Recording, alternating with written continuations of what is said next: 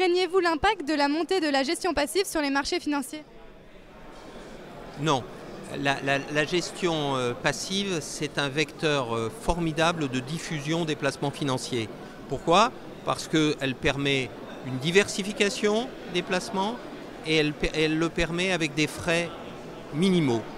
Donc, la gestion passive, c'est un segment très favorable au développement des marchés financiers. A l'inverse, s'il n'y avait que de la gestion passive, à ce moment-là, la signification des valeurs, de la valorisation des titres individuels n'aurait plus de sens.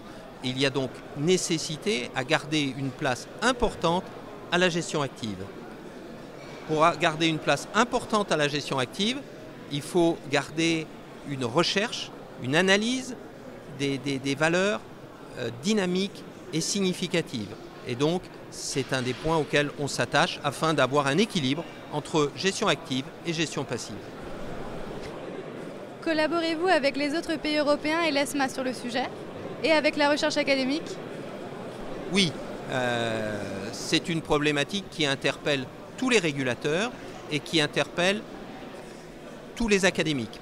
Et donc, à la fois au niveau en particulier de l'ESMA en Europe, nous avons des travaux très approfondis sur les ETF. Nous avons des travaux très approfondis sur les fonds pseudo-actifs. Qu'est-ce que c'est? Comment est-ce qu'on doit réagir?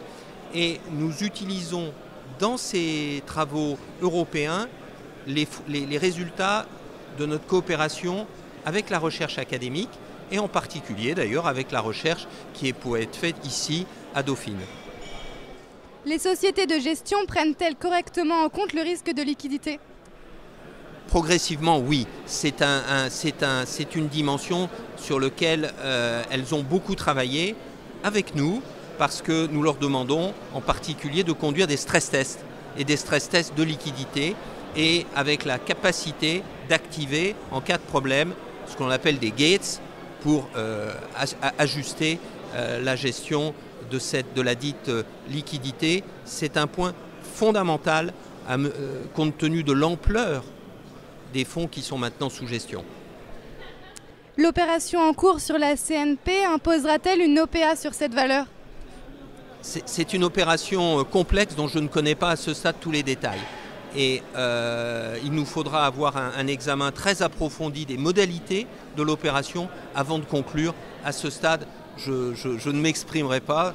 Nous verrons cela le moment venu étant d'ailleurs pas immédiat, compte tenu du calendrier qui est annoncé.